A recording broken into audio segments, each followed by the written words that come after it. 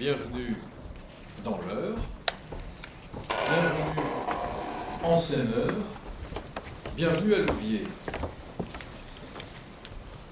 Ce souhait de bienvenue est aussi celui du président de la région Normandie, Alain Leverne, qui m'a chargé de vous le transmettre. Madame la ministre, votre réputation vous précède. Dans toute équipe, il y a des flamboyants, il y a des bosseurs. Et l'équipe de Jean-Marc Ayrault ne manque ni des uns, ni des autres. Bien que vous soyez plutôt la discrète de l'équipe ministérielle, les élus de Seine-Heure savent quelle bosseuse acharnée vous êtes, construisant et défendant pied à pied vos dossiers. Dossiers arides, dossiers complexes, dossiers certes peu exposés médiatiquement,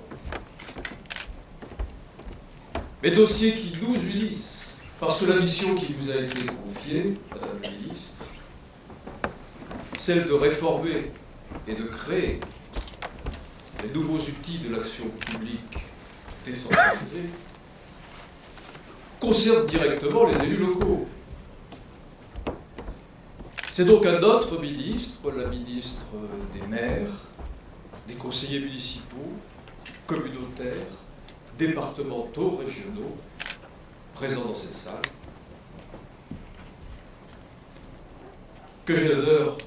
à qui j'ai l'honneur de souhaiter la bienvenue, en l'assurant qu'en dépit du tumulte et du brouhaha, de l'agitation parlementaire, votre action ne passe pas inaperçue sur le terrain.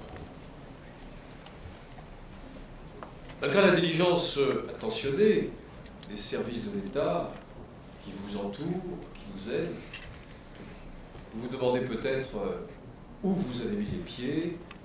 Il est de mon devoir de vous le dire. Brièvement, je pourrais, à la façon de l'INSEE, brosser un tableau de l'agglomération Seine-Heure, de ses 37 communes, plus de 70 000 habitants, de sa position stratégique au cœur du département de l'Eure, à la lisière de la future métropole rouennaise, on sait depuis quelques jours qu'elle se fera, à mi-chemin de Paris et de la Manche, cet axe Seine, dont le développement est une mission urgente, cruciale, pour tous les membres. Dans ce tableau que je pourrais dresser, il ne serait pas inutile de souligner qu'en 10 ans, l'existence de la case version 1.0, la première case avant sa fusion, l'exercice de la compétence de développement économique se traduit par la création de plus de 3500 emplois nets dans un bassin de vie, où la population active est largement inférieure au nombre d'emplois, situant ainsi notre territoire comme un poumon économique, comme un pôle certes secondaire, certes modeste, mais d'appui à l'emploi au niveau régional. Des emplois pour tous, en quelque sorte. Mais si je veux vraiment décrire la case, peut-être faut-il commencer par dire ce qu'elle n'est pas. Ce n'est pas un outil de redistribution fiscale, comme certains élus persistent à le croire, ni un syndicat de communes visant à satisfaire des revendications sectorielles. C'est d'abord et avant tout une volonté, une dynamique collaborative au service d'un projet global pour un bassin de vie et d'emploi désormais pertinent. J'insiste sur cette notion de projet territorial global transcendant le strict découpage des compétences. Nous avons d'ailleurs, Madame la Ministre, largement échangé autour du fait que lorsqu'on se donne des objectifs. On arrive à constituer un réseau dans une logique de projet et dans une souplesse qui permet de dépasser cette notion de frontière institutionnelle. La logique de projet, oui, nous y croyons. Je sais aussi que c'est le maître mot du président du Conseil général, le manifestant. Et grâce à l'appui décisif de Dominique Sorin, préfet de l'Eure, je donne volontairement son nom parce que tous les préfets ne sont pas les mêmes. Le courage dont il a fait preuve en bravant le conservatisme, l'immobilisme, pour autoriser la fusion Sénor-Senbor, est un élément déterminant de notre histoire locale. Il est vrai que c'est sur ce terrain-là, Madame la Ministre, lorsque je vous ai rencontré, je crois en septembre dernier, que votre présence, votre venue aujourd'hui est aussi une signature de l'acte de naissance de la nouvelle case. Si j'étais un peu pédant, je dirais qu'il s'agit d'un exercice de philosophie appliquée, dans le domaine de la dialectique, dans le domaine de l'holistique. La dialectique parce que nous essayons de démontrer que la quantité se transforme en qualité. Holistique parce que, comme pour une nation, je crois que nous arrivons à démontrer que le tout est supérieur à l'addition, à la somme des parties. Et que le projet de territoire au service d'une population dépasse l'addition des projets communaux. Mais je sais aussi, pour jouer un peu aux échecs, que dans une partie d'échecs comme dans la vie, il faut toujours anticiper. Si l'on veut rester maître de son destin, il faut toujours avoir un coup d'avance. Et le fait d'avoir un coup d'avance, ça a été le maître mot dans la construction de la case. Avoir un coup d'avance d'abord dans l'intégration des compétences, avoir un coup d'avance toujours dans les projets à proposer dans une logique partenariale pour que la case devienne le relais indispensable à l'ensemble des politiques publiques qui doivent se décliner sur le terrain. Qu'il s'agisse des politiques de l'État, mise en place des emplois d'avenir, ou tout autre, et tout à l'heure, vous l'avez vu, et ça a été un des moments forts de votre visite, les maisons de l'emploi et de la formation, qui au départ sont une politique souhaitée par l'État et qui a trouvé un relais naturel auprès de la case. Bref, lorsqu'une possibilité s'ouvre sur notre territoire de jouer un coup d'avance, soit en prenant une compétence supplémentaire lorsque la possibilité s'en ouvre, lorsque l'État nous a proposé la prise de délégation d'aide à la pierre, nous l'avons immédiatement mise au service de notre PLH avec ses objectifs sociaux ambitieux. Une longueur d'avance dans l'exercice des compétences environnementales.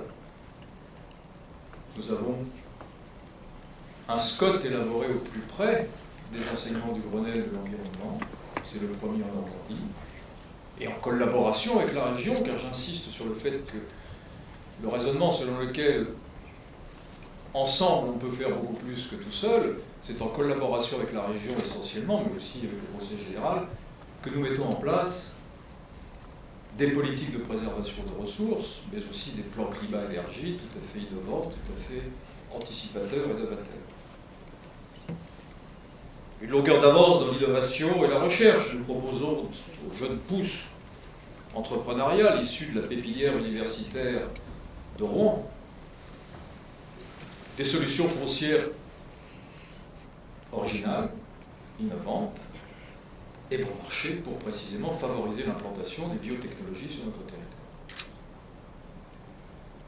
Quelles que soient les politiques concrètes proposées, dès qu'une logique partenariale est en œuvre, je crois que c'est l'honneur de la case de répondre au présent. On parle de très haut débit avec la région et le département. Nous avons déjà réalisé, par anticipation, une boucle locale à haut débit. La présence de M. l'inspecteur d'éducation nationale me permet de rappeler à quel point nous étudions dans un contexte extrêmement mouvant, fluctuant et compliqué, parce que là encore, on voit bien très clairement quel est le projet des rythmes scolaires, quel est le projet de rénovation des rythmes scolaires. Et comment est-ce qu'on peut arriver à faire rayonner sur l'ensemble du territoire, avec des communes qui ont des possibilités différentes, et sans pour autant se lancer dans une prise de compétences tout ou rien. Tout ou rien. Donc arriver à avoir une certaine égalité de traitement des enfants dans le domaine des rythmes scolaires et de leur fournir l'accès à des activités similaires.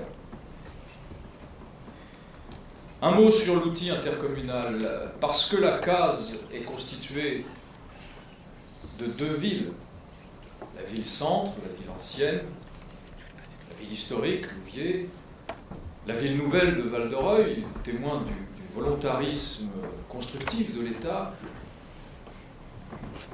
mais aussi d'une série de communes plus petites, un espace périurbain et rural important. Nous n'avons pas construit cet outil autour de l'extension des services de la ville-centre. Nous avons créé une structure ex nihilo. Et les fonctionnaires qui nous ont rejoints savent, au moment de leur embauche, qu'ils viennent participer à un projet, qu'ils ne sont pas prisonniers, comme c'est parfois le cas, lorsqu'on étend les services de la ville-centre, d'une routine installée qui verrait sa simple extension. Et que le projet de territoire qu'ils viennent mettre en œuvre avec les élus est une dynamique. Du coup, nous pouvons mettre à disposition de l'ensemble des communes gratuitement, et on ne le dira jamais assez, pour sortir les communes de leur isolement, et en dehors de toute question de compétences, une ingénierie financière, administrative, juridique, de tout premier ordre, qui est aussi l'appui naturel des services de l'État, des services de la région et du département. Nous avons, je n'hésite pas à le dire, des fonctionnaires d'élite, que je remercie aujourd'hui. Ils donnent le meilleur du service public territorial, et ils sont tous sur cette logique de projet. Alors l'intercommunalité, qu'on a souvent qualifiée de révolution silencieuse, est beaucoup plus que cela. C'est une révolution tranquille et c'est aussi une révolution heureuse pour tous ceux qui, sachant que la joie de l'âme est dans l'action, comme disait l'autre, s'attachent à bâtir des projets. Je suis très fier et très heureux d'avoir pu commencer ma carrière d'élu local au moment où cette longue marche de l'intercommunalité avec la loi ATR, après les lois de décentralisation, avant les lois Voynet et Chevènement, étape essentielle, parce qu'à chaque fois offrant des outils nouveaux, des possibilités nouvelles, nous ont permis d'avancer. Il n'y a pas plus attentif que les élus de la case aux évolutions législatives et réglementaires qui sont votre terrain d'action, Madame le Ministre, avec, bien sûr, Monsieur le député, car nous sommes toujours attentifs à une possibilité d'action nouvelle que nous prenons par anticipation au service de notre projet. Madame la Ministre, votre carrière dans la préfectorale, votre parcours sénatorial et la spécificité de votre mission ministérielle vous ont amené à bien connaître les élus locaux.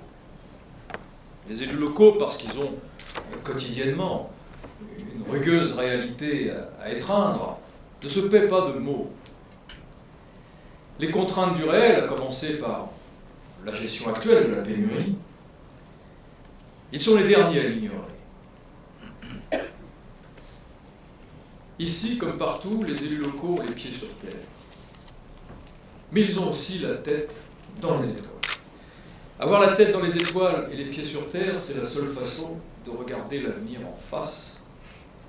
Et si notre longue marche intercommunale n'était pas aussi une marche vers le progrès, une marche vers un idéal, non seulement dans l'administration des choses, mais aussi dans le commerce des hommes et l'union des bonnes volontés sur un bassin de vie et d'emploi précis. Cette démarche proactive, unissant les forces vives d'un bassin de population, cette longue marche n'aurait pas beaucoup de sens. Aussi, Madame le Ministre, nous attendons avec gourmandise de goûter cette confiture exquise aux bons édiles que sont les fruits de votre travail ministériel, progrès arrachés de haute lutte au conservatisme, dossiers parfois sauvés des eaux du tumulte parlementaire. Nous savons qu'à Paris, vous forgez les outils de l'administration territoriale de demain, et nous avons hâte d'en entendre la nouveauté. C'est pourquoi, Madame la Ministre, si vous êtes, je le répète, la bienvenue à Louviers, votre discours est ardemment attendu à ces heures.